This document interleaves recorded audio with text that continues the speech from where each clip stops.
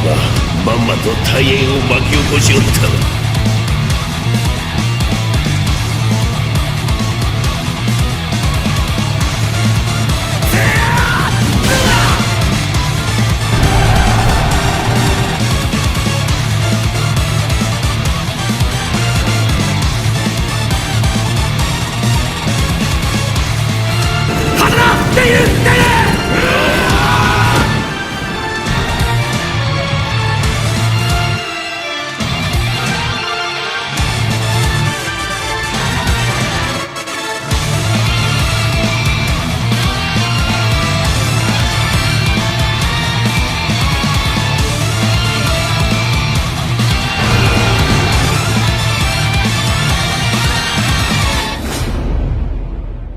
Honneur à vous les gars, j'espère que vous allez bien et bienvenue sur Fumigène H. La hype est au maximum. On peut se le dire, je le sens, je le vois, même la zone commentaire, je vois que les frérots sont littéralement déchaînés sur les théories, sur les futurs événements de cette bataille de Hango. Les frérots, il faut dire la vérité, Ara a totalement réveillé toute la communauté Kingdom. Donc, comme d'habitude, aujourd'hui nous allons faire une petite vidéo théorie sur les événements du chapitre 780. On va essayer de les deviner, du moins on va essayer d'y apporter notre analyse. J'ai bien lu vos commentaires évidemment dans la vidéo du chapitre 779. Je m'en suis donc fortement inspiré évidemment pour pouvoir préparer cette vidéo. Mais en tout cas, sachez que il y a évidemment mes théories avec mon fameux Sharingan, mais il y a également les vôtres car j'ai lu tous vos commentaires. Et il faut dire la vérité, il y a beaucoup de personnes qui ont une analyse qui est très précise et très pertinente. D'ailleurs, je tiens quand même à féliciter mon frérot Braza, car il faut bien comprendre que lors de ma vidéo de mon live, il me semble, sur le chapitre 770 ou 779, Braza était quand même la personne qui a fait la théorie la plus proche, finalement, du piège de Riboku. Alors, Braza avait dit que c'était une muraille, etc. Et finalement, il s'avère que c'était un fort. Et ben, au final, c'est Braza qui était plus proche, même si il n'était pas, il n'a pas tapé dans le mille, c'était quasiment impossible de taper dans le mille, mais il était quand même très proche. Donc, honneur à Braza. Si je devais décerner un Sharingan d'or sur le piège de Riboku, je le décernerais à mon frérot Braza. Bref, les amis, en tout cas, aujourd'hui, on est sur le chapitre 780, les gars. Et le chapitre 779 s'est arrêté sur une nouvelle qui était assez impressionnante, à savoir que, au final, Shin n'était pas la véritable cible. Alors, quand Riboku dit que Shin n'est pas la véritable cible, je pense qu'il exagère un peu. Il a quand même écarté Shin, donc Shin d'une certaine façon faisait partie de son plan. Mais on va dire que la cible finale, ce n'était pas Shin. Shin était une cible indirecte en fait, pour pouvoir atteindre la cible finale, à savoir Uzen.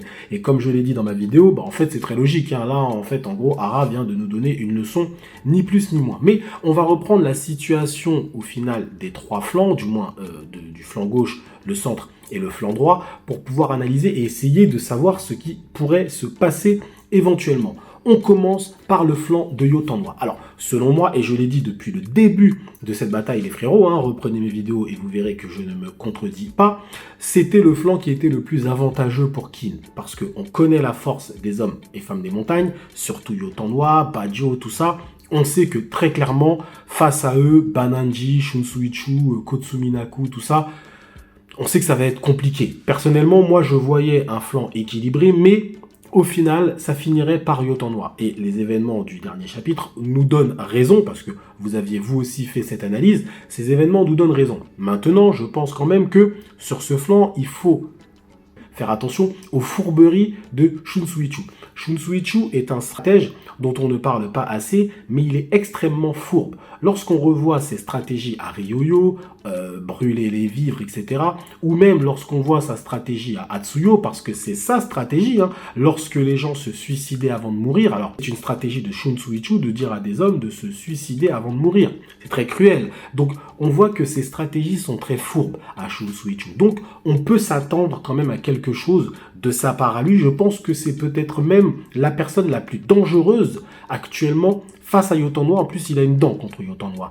Bananji, désolé, mais c'est juste un concentré de force. Donc Bananji, pour moi, tu lui opposes Bajio et l'histoire, elle est terminée, tout simplement. Mais voilà, on ne sait jamais, il peut surprendre. Mais je pense que la personne qui est la plus dangereuse, c'est Shunsuichu. Par conséquent, ce flanc, je pense, va continuer on va dire, dans un avantage pour Yotandwa, ou peut-être une forme de neutralité à un moment donné, mais à la fin, je pense que Yotonoa peut s'en sortir. Mais vous allez voir pourquoi ce flanc, au final, peut être désarçonné par les actions de Shibasho. On verra ça plus tard. Ensuite, on va passer au flanc droit et on finira par le centre. Le flanc droit, en vrai, c'est un flanc qui est bizarre depuis le début. On se le dit tous. On ne voit que Enkan qui était face à Shin, 70 000 hommes face à 30 000. On s'est tout de suite dit, c'est bizarre, ce flanc est très bizarre. En fait, on a l'impression que ce flanc n'a pas la volonté d'aller jusqu'à la tête de Uzen. On a l'impression que ce flanc est juste là pour pouvoir maintenir une forme de statu quo. Vous voyez ce que je veux dire? Et au final, même Uhon actuellement, avec ses 30 000 hommes, j'ai du mal à le voir percer et réussir à défroyer ce flanc tout en sachant qu'on est quand même sur un x2. Il y a 70 000 hommes et lui il en a que 30 000. Donc ça me paraît compliqué. Donc j'ai l'impression qu'on est plus dans une posture défensive de la part de Kin sur ce flanc, à savoir les retenir, les maintenir. Pourquoi pas un exploit de Uhon? Attention, je ne dis pas non. Je trouve même que c'est magnifique pour le personnage qui fasse ce genre de retour. Mais j'ai l'impression que ce flanc a une utilité secondaire, voire tertiaire, et que cette utilité, on va la découvrir prochainement. Et oui, peut-être que les hommes, le surplus d'hommes dont il dispose va servir à renforcer Riboku dans son fort, là, peut-être des hommes qui viendraient en renfort de Riboku, je ne sais pas. Mais ce qui est sûr, c'est que pour l'instant, ce flanc, c'est assez difficile de voir comment il va évoluer, tant les forces sont désavantageuses vis-à-vis de Kin, mais on ne voit pas Enkan très offensif. On ne le voit pas venir pour écraser Uhon ou même Shin, essayer de percer et d'aller jusqu'à Uzen. On ne le voit pas faire ça. Enkan, ça semble être un général... pour l'instant en tout cas, qui n'a pas montré grand chose. Il va peut-être montrer des choses extraordinaires plus tard, mais voilà. Mais c'est le flanc le plus étrange selon moi, car son utilité n'est pas claire, nette et précise.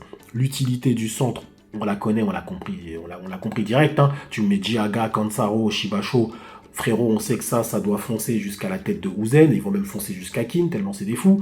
Pareil pour l'autre flanc, tu mets Bananji, Shunsuichu, machin, tu sens qu'il y a une volonté quand même d'écraser l'ennemi avec des personnages comme ça, avec des armées composées comme ça. Mais ce flanc-là, il est très étrange. Dites-moi vous maintenant en zone commentaire ce que vous pensez du flanc de Enkan. Est-ce que vous pensez comme moi qu'il y a une utilité secondaire, voire tertiaire à ce flanc, et qu'on va le comprendre très prochainement? Et oui, on va comprendre l'utilité de ce flanc plus tard. Ou est-ce que vous pensez que ça va être un flanc classique où Hon va au bout d'un moment passer et aller prendre la tête de Enkan? Peut-être que ça va se passer comme ça. Mais je trouverais ça un peu réducteur de la part d'un Riboku qu'il ait sous-estimé à ce point et qu'il ait laissé un flanc comme ça, 70 000 hommes, point barre, juste avec Enkan. En plus, quand on regarde cette bataille d'un point de vue un peu macro, on prend un peu de hauteur, on se dit, attends, sur le flanc gauche, tu mets Bananji, Shunsuichu, Kotsuminaku, et je crois même qu'il y en a un autre, j'ai oublié son nom, d'accord? Tu mets tous ces mecs-là sur ce flanc. Au centre, tu balances Jiaga, Kansaro, tu balances Shibasho, tu balances tous ces mecs-là devant, et sur la droite, tu mets juste Enkan. On se pose tous la question, donc je pense qu'il y a vraiment une utilité secondaire tertiaire à ce flanc. Là, je vous avoue que mon Sharingan, mis à part un renfort potentiel pour Riboku plus tard, je ne vois pas. Mais je ne vois pas ce flanc, en tout cas, on va dire, ambitieux dans sa volonté d'aller chercher la tête de Uzen. Je ne les vois pas ambitieux, très clairement. On verra plus tard. Il y a également l'armée de réserve de 40 000 hommes, qu'il ne faut pas oublier. Hein. Il y a 40 000 hommes en réserve encore, qui eux pourraient aider encore Enkan, ou aider directement Shibasho au centre. Ou pourquoi pas aller aider aussi Riboku. C'est aussi une éventualité. Mais bref.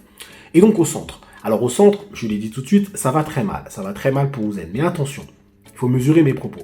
Quand je dis ça va très mal, attention, Uzen n'est pas non plus ultra désavantagé. Il ne faut pas non plus exagérer. Si on prend les événements factuellement, il nous reste Soho et Shiryu avec 30 000 hommes.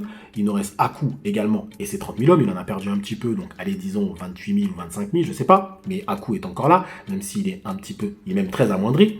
Et il nous reste Denrimi aussi avec ses 10 000 hommes. Et Akakin aussi avec 20 000 hommes. Il n'est pas au centre, mais disons que il peut intervenir s'il veut, Akakin. Ok. Quand tu prends ça, quand même, tu te dis, ok, il y a quand même encore un bon matelas pour Messire Uzen. On est bien d'accord pour Uzen-sama. Maintenant, Soho et Shiryu vont peut-être se confronter à Jiaga. Et là, à ce moment-là, on sait que ça va se neutraliser. Parce qu'en plus, Jiaga, il me semble, à 20 000 ou 30 000 hommes, ça va se neutraliser, clairement et simplement. Et ça va jouer très certainement dans un combat qui va être d'une violence entre Shiryu et Aga. Sait-on jamais. Je dis ça, je dis rien. Ok. Ensuite, Aku pourrait se confronter à Kansaro. Le problème, c'est que Aku est amoindri. Donc face à Kansaro, À mon avis, ça va être compliqué, surtout un Aku amoindri. Mais Aku, c'est justement lorsqu'il est poussé dans ses retranchements qu'il peut nous sortir une force de ouf. Donc on sait jamais, on sait jamais. Mais du moins, Aku peut se confronter à Kansalo. Ensuite, Denrimi va se confronter à qui? Denrimi a 10 000 hommes, mais il est un petit peu en arrière. Donc je pense que lui, il est vraiment là pour... c'est le dernier rempart face à Shibasho. Donc Shibasho va, à ce moment-là, je pense, il pourra passer tranquillement, du moins il va faire du sale, il pourra passer et aller jusqu'à la tête de Uzen. Denrimi, c'est pas suffisant pour arrêter Shibasho. On le sait tous, clairement. Ok. Même Akakin, c'est pas suffisant pour arrêter Shibasho. On le sait. Même si tu mets Denrimi plus Akakin, ça serait pas suffisant. Et c'est pour ça que je dis, il y a deux solutions. Soit la situation sera tellement difficile pour Uzen que il va être obligé lui-même de descendre sur le champ de bataille et nous montrer ses compétences martiales, parce que moi, je reste persuadé que Uzen a des compétences martiales. Lors de la bataille de Shoyu, on a bien vu qu'il a donné des conseils de posture à son fils. Ça veut dire qu'il sait se tenir, il sait tenir une arme, il sait combattre. Donc je pense que Uzen peut-être montrer des compétences insoupçonnées, d'accord? Et peut-être que Shibasho sera l'homme qui montrera, qui obligera Uzen à montrer ses compétences martiales, ce qui serait une première dans Kingdom. Autant Kanki a poussé Riboku dans ses retranchements, c'est celui qui l'a poussé, qui l'a mis le plus proche de la mort, d'une certaine façon, autant Uzen lui aussi peut être poussé dans ses retranchements aujourd'hui et se retrouver face à Shibasho et être obligé de combattre. C'est une possibilité. Et ça serait d'ailleurs très intéressant de voir Uzen combattre. Sincèrement, les frérots, je pense que dans les mystères de Kingdom, Uzen qui combat, c'est un aussi grand mystère que Shibasho. Clairement. Moi, Uzen combattre, je dis la vérité, les frérots, je fais un live de 24 heures. Non, mais je rigole pas. Non, je rigole. Bref. Maintenant, une autre solution, ce serait que, finalement, la situation soit tellement compliquée pour eux. Soho Shiryu serait en difficulté face à Aga, Aku serait en difficulté également face à Kansaro, ou peut-être même l'inverse, hein, j'en sais rien, je dis ça, je dis rien. Ok. Denrimi, ça tient pas face à Shibasho, clairement, il passe.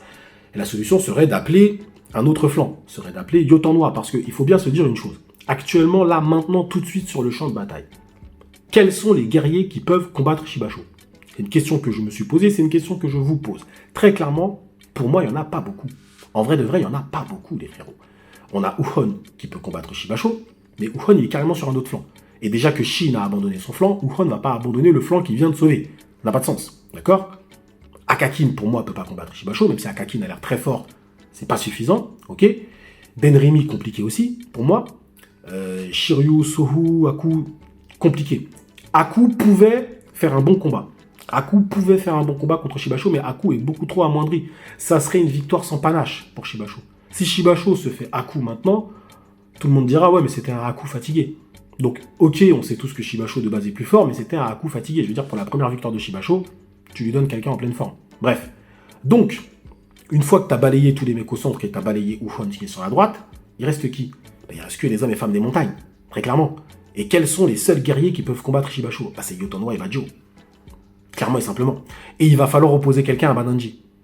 Donc, dans tous les cas, peut-être que Bajo va s'opposer à Bananji, d'accord? C'est une possibilité, hein, mais bon, après, peut-être que je me gourre.